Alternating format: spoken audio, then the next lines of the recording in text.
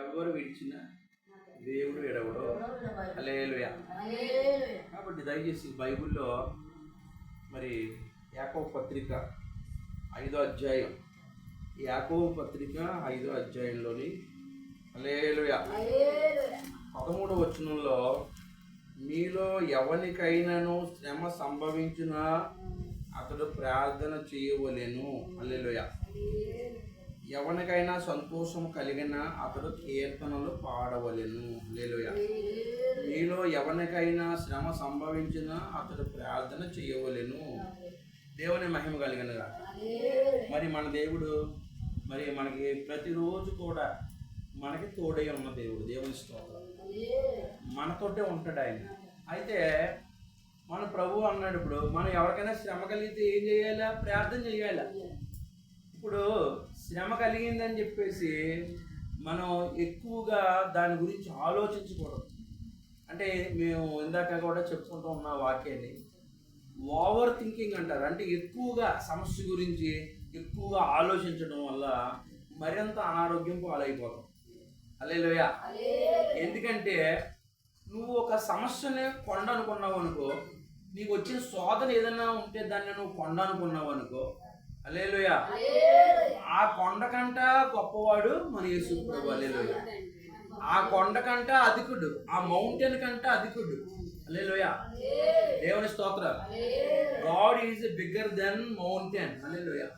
కాబట్టి దయచేసి జ్ఞాపకం చేసుకోండి, ఆ కొండ కంట దేవుడు గొప్పవాడు కాబట్టి. హల్లెలూయా. ప్రార్థన అన్ని సమస్యలకి జవాబు. హల్లెలూయా. మీకు శ్రమ కలిగితే ప్రార్థన చేయండి. హల్లెలూయా. ఒక ఎంటుకను మనం తెల్లగా కానీ నల్లగా కానీ చేయలేము. మనం ఉదయం లేస్తున్నాం, దేవుడు పాదాలు పట్టుకుంటున్నాం, ముందుకెళ్తున్నాం. అంతేగాని మనం ఆలోచించడం వల్ల ఏమి చేయలేం. రేపటి గురించి చింతించొద్దని ప్రభు చెప్పాడు. హల్లెలూయా. దేవుని మహిమ కలిగిన కాక ఈ రోజు కొరకునే మీరు ప్రార్థించండి. హల్లెలూయా.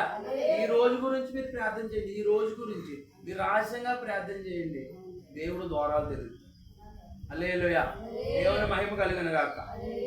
చూడండి, కొన్నిసార్లు మనకి గమ్యం కనపడదు, దారి కనపడదు, అన్ని దారులు మూసిపోతాయి. హల్లెలూయా. మరి ఎక్కడికి వెళ్ళినా ఎవరితో చెప్పుకున్నా మనకు మార్గం కనపడదు. కానీ దేవుడు చెప్తే ఆకాశ ద్వారాలు తెరుస్తాడు. హల్లెలూయా. కాబట్టి దయచేసి జ్ఞాపకం చేసుకోండి.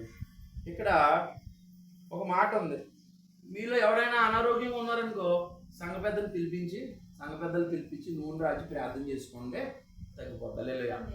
విశ్వాస సహితమైన ప్రార్థన రోగిని స్వస్థపరుస్తుంది. హల్లెలూయా. ఇంకా ఏమన్నాడంటే ఆయన, దేవునికి మహిమ కలిగిన గాక, మీ పాపములను ఒకరితో ఒకరు ఒప్పుకొనుడి, మీ స్వస్థత నొందినట్లు ఒకరి కొరకు ఒకరు ప్రార్థన చేయుడి, నీతిమంతుని విజ్ఞాపన మనపూర్వకమైనదై బహుబలము గలదై ఉండును. హల్లెలూయా. ఏలియా మన వంటి స్వభావం గల మనుష్యుడే. వర్షింపకుండినట్లు అతడు ఆసక్తితో ప్రార్థన చేయగా 3.5 సంవత్సరముల వరకు భూమి మీద వర్షింపలేదు. అతడు మరలా ప్రార్థన చేయగా ఆకాశము వర్షం ఇచ్చెను, భూమి తన ఫలం ఇచ్చెను. హల్లెలూయా. దేవుని మహిమ కలిగిన. కాబట్టి దేవుడు ఏలియా ఎలాంటి అంటే మనలాంటి స్వభావం కలిగిన వాడే. అతను కూడా భయాలు ఉన్నాయి. హల్లెలూయా. అతను కూడా ఆకలి ఉంది. హల్లెలూయా. ఏలియా దేవుడు ఆత్మ కలిగినటువంటి సేవకుడే, చాలా బలవంతుడే. అయినా సరే అతను కూడా భయం ఉన్నప్పుడు. హల్లెలూయా. మనకులాగా ఆకలి కలిగిన వాడే, సమయానికి ఆకలేసేది అతను కూడా. అయినా సరే అతను ప్రార్థన చేస్తేనంటమ్మా వర్షం ఆగిపోయిందంట. హల్లెలూయా. మళ్ళీ దేవుడు అతను ప్రార్థన చేయమంటే ప్రార్థన చేస్తే మళ్ళీ వర్షం వచ్చిందంట. అప్పుడు వరకు భూమి ఫలం ఇవ్వలేదంట, భూమి పంట మానేసింది. ఒక దైవజనుడు ప్రార్థన ఆలకించి. హల్లెలూయా. నీతిమంతుడు ప్రార్థన ఎంత బలం కలదే. కాబట్టి నాకు తెలిసి నా పూర్వం నన్ను నడిపించిన వాళ్ళందరూ కూడా, నన్ను దేవుళ్ళో నడిపించిన అమ్మలు ఉన్నారు కదా, మా అమ్మగారితో సహా అందరూ ఏదైనా సమస్య వస్తే అది ఎంత గడ్డు సమస్య అయినా, ఎంత భయంకరమైందైనా, ఎంత బలమైందైనా, గుండెలు పిండిసిదైనా అలా ప్రార్థన చేసుకునేవారు. హల్లెలూయా. ఆ ప్రార్థనలో పోరాడేవారు. ఏదో మనకలాగా 5 నిమిషాలు చేసుకుని వెళ్ళిపోవడం కాదు. ఆ సమస్య పోయే వరకు కూడా వాళ్ళు కన్నీళ్లతో దేవుడికి మొక్కేవారు. హల్లెలూయా. దేవుడు అన్నాడు ఇర్మియా 33:3 వచనంలో, నాకు నాకు మొరపెట్టు, నీ గ్రహింప సత్యం కానీ గొప్ప కార్యాలను నేను నీకు చేస్తాను అన్నాడు. హల్లెలూయా. దేవుని మహిమ కలిగిన కాక. కాబట్టి దయచేసి జ్ఞాపకం చేసుకోండి. హల్లెలూయా.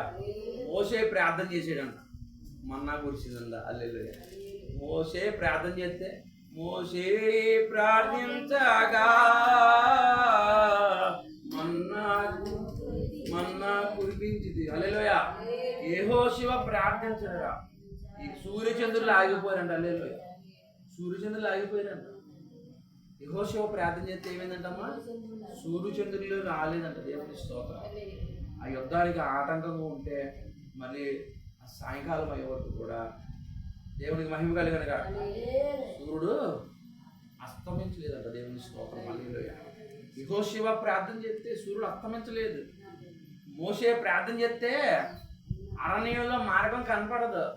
ఇప్పుడు ఎవరో ఒక్కరిద్దరికైతే ఏదో జాంకాయ కోసి చేతిలో పెట్టచ్చు. దగ్గర 40 లక్షల మందికి అరణ్యంలో ఆహారం పెట్టాలంటే ఎవరికి సాధ్యం?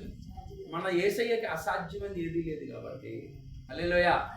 మనకి యేసు ప్రభుకి అసాధ్యమైనది ఏదీ లేదు కాబట్టి మోసే అంతా ప్రార్థన చేస్తే అంతమందికి ఆహారం వచ్చిందంట. హల్లెలూయా.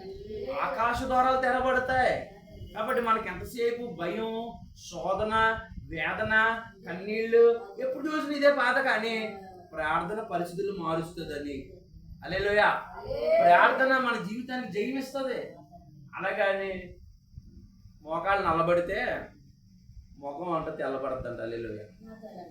మోకాలు నల్లబడితే ముఖం తెల్లబడుతుందంట. హల్లెలూయా. దేవుని స్తోత్ర. హల్లెలూయా. నాకు శోధనలు వచ్చేస్తున్నాయండి, నన్ను ఆలీళ్ళు ఏదో అంటున్నారండి, అవమానాలు వస్తున్నాయండి, నిందలు వస్తున్నాయని అనుకుంటాం. హల్లెలూయా. కానీ ప్రార్థన చేసుకుంటే దేవుడు ఏం చేస్తాడండి? అన్ని శోధనల నుంచి విడిపించాడు. దేవుని స్తోత్ర. హల్లెలూయా. అమాలీకులు అని ఒకరు ఉన్నారంట. హల్లెలూయా. ఈ అమాలీకులు ఏం చేశారంటండి? దేవుడికి వ్యతిరేకంగా చెయ్యెత్తారంట. అందుకని దేవుడు ఏమన్నాడంటే ఆకాశం క్రింద వాళ్ళని తుడిచివేయాలన్నాడంట. దేవుని స్తోత్రం. మోషే నువ్వు జనాన్ని ఏర్పాటు చేసుకో, యెహోషువ మీరు జనాన్ని ఏర్పాటు చేసుకుని వాళ్ళ మీద యుద్ధానికి వెళ్ళండి, యుద్ధం ఆడండి అన్నారంట. హల్లెలూయా. అంటే వాళ్ళు ఏం చేశారంటండి? వాళ్ళు జనం తక్కువ, వాళ్ళు బలవంతులు, అమాలేకీయులు అందరూ అంజులు. అయితే ఏం చేశారండి? మోషే అంటే దేవుడి యొక్క శిఖరం మీద నిలబడి ప్రార్థన చేస్తున్నారంట. ప్రార్థన చేసినంతసేపు వీళ్ళు జయం వచ్చిందంట. హల్లెలూయా. ప్రార్థన చేసినంతసేపు వీళ్ళు కత్తి గెలిచిందంట. హల్లెలూయా. వీళ్ళు చేతులు నిలబడకపోతే యెహోషువ మరో సోదరుడు వచ్చి ఏం చేసి ఒక రాయి తెచ్చంట. రాతి మీద కూర్చోబెట్టి అతన్ని 2 చేతులు అటు ఇటు పట్టుకుని ప్రార్థన చేస్తే ఇశ్రాయేలీలే గెలిచారంట. హల్లెలూయా. కాబట్టి ప్రార్థనలో జయం ఉంది. హల్లెలూయా. కాబట్టి మన సమస్యలన్నిటికీ హల్లెలూయా ప్రార్థనే జవాబు ఇస్తుంది. హల్లెలూయా. మన దేవుడు ప్రార్థనలు ఆలోచించే దేవుడు. హల్లెలూయా. దేవుని మహిమ కలిగిన కాక. నిజంగా మన చీకట్లన్నీ పోవాలంటే ప్రార్థన చేయాలి. మనకు ఎలుగు రావాలంటే ప్రార్థన చేయాలి. మన సమస్యలు తీరాలంటే ప్రార్థన. మన నల్లిదిండ్లు మనకు ఉన్నటువంటి హృదయంలో ఉన్నటువంటి ఆ బాధలు పోవాలంటే ప్రార్థనే చేయాలి. కాబట్టి మనం ప్రార్థన నిర్లక్ష్యం చేయకూడదు. దేవుని స్తోత్రం. దేవుని మహిమ కలిగిన కాక. ఏంటన్నా ఆత్మసిద్ధమే కానీ శరీరం పలగను అంట. నిజంగా మనం ఎక్కడికి వెళ్ళినా మనం ఖచ్చితంగా ప్రార్థన చేయాలి. ఒకసారి ఒక బస్సులో నేను ఎక్కినప్పుడు సేవకి వెళ్తుంటే ఒక పాస్టర్ గారు ఏం చేస్తున్నారంటే బస్సులో ఎక్కి ప్రార్థన చేస్తున్నారు.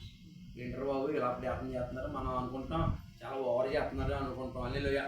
అతను తెలుసు ప్రార్థన శక్తి, ప్రార్థన బలం, ప్రార్థన ఉంటే ఎంత ఆయనకి మేలు కలుగుతుందో తెలుసు. నిజమే, మనకి తెలుసు. హల్లెలూయా. మనం ఏంటంటే శోధన వచ్చిన తర్వాత ప్రార్థన చేసుకుంటాం. హల్లెలూయా. కానీ శోధనలు రాకుండా కూడా వాళ్ళు ప్రార్థన చేసుకుంటారు. యేసు వారు కూడా అన్నారు కదా, మీరు శోధనలో పడిపోకుండా ప్రార్థన చేయండి. హల్లెలూయా. ఇలా కలుసుకునేది ఎందుకు? ప్రార్థన చేసుకోవడం కోసం. హల్లెలూయా. దేవుని మహిమ కలిగిన గాక. హల్లెలూయా. కాబట్టి అక్కడ ఏలియా ప్రార్థన చేశాడు. హల్లెలూయా. ఏలియా ప్రార్థన చేస్తే ఏం జరిగిందండి? హల్లెలూయా. వర్షం మానేసింది. హల్లెలూయా. భూమి ఫలం ఇవ్వడం మానేసింది. మోషే ప్రార్థన చేశాడు. మోషే ప్రార్థన చేస్తే మన్నా కురిసింది. హల్లెలూయా. దేవుని మహిమ కలిగిన గాక. కాబట్టి సొలొమోను ప్రార్థన చేశాడు. హల్లెలూయా. ప్రభువా, ఇగో నా తండ్రి తర్వాత నన్ను రాజులుగా చేసావు, నువ్వు నా తండ్రి తర్వాత నన్ను రాజుగా చేసావు కాబట్టి అయ్యా, ఇగో ఇంతమంది జనాలు లెక్కించడం కానీ వాళ్ళని పరిపాలించడం కానీ నాకు చేతన అవ్వదు, నేను బాలుడిని, కాబట్టి నాకు బుద్ధి వివేకం గల మనసు నాయనా అనే సొలొమోను ప్రార్థన చేశాడంట. హల్లెలూయా. దేవుడు అన్నాడంట, సొలొమోను నువ్వు ఇలాగ ప్రార్థన చేశావు కాబట్టి, నా ప్రజలను పరిపాలించడానికి నువ్వు బుద్ధి జ్ఞానాలు అడిగావు కాబట్టి నీకు నేను ఐశ్వర్యాన్ని ఘనతను కూడా, నువ్వు ఒకవేళ దీర్ఘాయుష్ని అడగలేదు, ఇంకేం అడగలేదు, నువ్వు దీర్ఘాయుష్ని అడగలేదు, శత్రువులు ప్రాణం అడగలేదు, బుద్ధి జ్ఞానాలు నా దగ్గర అడిగావు కాబట్టి నీకు ఐశ్వర్యాన్ని ఘనతను కూడా నీకు అనుగ్రహిస్తాను అన్నాడు. హల్లెలూయా. కాబట్టి దేవుడు ప్రార్థనలు ఆలకిస్తాడు. హల్లెలూయా. కాబట్టి బెంగ పెట్టుకోవడం, కృషించిపోవడం, ఇంకా శోధనలు వచ్చాయని, కష్టాలు వచ్చాయి, శ్రమలు వచ్చాయి, ఇరుకులో ఉన్నాం, ఇబ్బందుల్లో ఉన్నామని మనం ఎక్కువగా మరింతగా ఆలోచనలో పడిపోయి అనారోగ్యాలు పాలైపోయి కంటే మనం సింపుల్గా యేసుప్రభులు ఎప్పుడు కూడా, యేసుక్రీస్తు ప్రభులు ఎప్పుడు కూడా మన కష్టమైన పని ఏం చెప్పలేదు. తండ్రి అన్నీ నువ్వే చూసుకుంటావు, నన్ను నా బాధ్యత భరించయ్యా, నీ మనస్సు కుమ్మరించమన్నాడు. నీకు ఏదన్నా బాధ ఉందా, హృదయంలో శోధన ఉందా, నువ్వు శోధనలో కొండ వెళ్తున్నావా, నీ మనస్సు, నీ మాట, నీ మనస్సులో మాట ఆయన చెప్పాలి. హల్లెలూయా.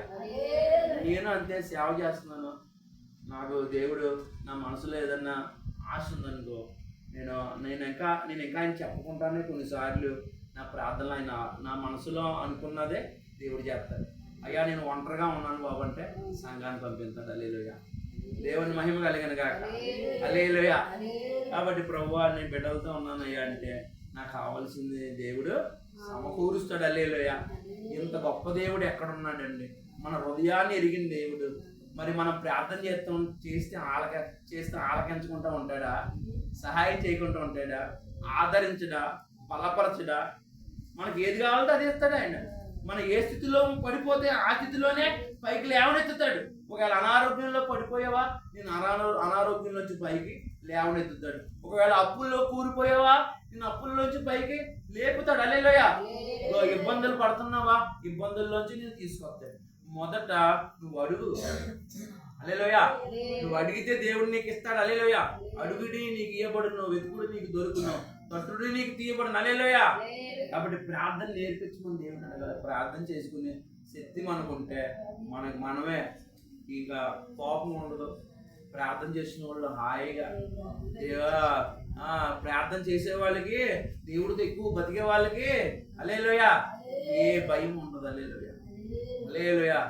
దేవుడితో మనం నీతిగల హృదయంతో దేవుడి సన్నిధిలో మన హృదయాన్ని కుమ్మరించుకుంటూ వెళ్ళిపోతున్నాం అనుకోండి, దేవుడు మనకు నిత్యము తోడుండి మనకంటే ముందు ఆయన వెళ్తాడు, మనకు బదులు ఆయన యుద్ధం చేస్తాడు. మనల్ని ఎక్కడ నిలబెట్టుకోవాలో అక్కడ నిలబెడతారు. మనుషులందరూ నేను కిందకి లాగేస్తారు, కానీ యేసు ప్రభు మాత్రం నేను పైకి ఎక్కిస్తాడు. హల్లెలూయా. నువ్వు ఎక్కడ కొండ ఎక్కిస్తాడు. నువ్వు ఆయన హత్తుకుని నువ్వు ప్రార్థన చేస్తే కనుక, నువ్వు ఆయన అడిగి ఆయనతో స్నేహం చేసి ఆయనతో నీకు సహవాసం కలిగి ఉండి ఇంక లేదు ఎవరో కాదు మనకి, దేవుడు ఒక్కడే, యేసు ప్రభు ఒక్కడే మనకు అన్ని సర్వస్వం అనుకుని ఆయన కొడతా బట్టి మనం వెంబడెత్తున్నప్పుడు ఆయన మనల్ని విలువేడి చోట ఉంచుతాడు. ఈ శ్రమలు, ఈ బాధలన్నింటి నుంచి విడిపిస్తాడు. ప్రతి క్షణం నువ్వు ఎక్కడ కూర్చున్నా నీ హృదయం ఆయనతో సంభాషణ చేయాలా, నువ్వు ఆయనతో మాట్లాడాలా. ప్రభువు నాకు ఉన్నాడు, నాకు ఏమీ పర్వాలేదనే ధైర్యంతో నువ్వు ముందుకెళ్తూ ఉంటే దేవుడు నిన్ను నీ కన్నీళ్ళన్నీ తుడిచి శ్యామంగా నీకు నోటి నిండా నవ్వుతాడు. హల్లెలూయా. దేవుడు నిన్ను ఆశీర్వదించును గాక. God bless you. అందరికీ వందనాలు.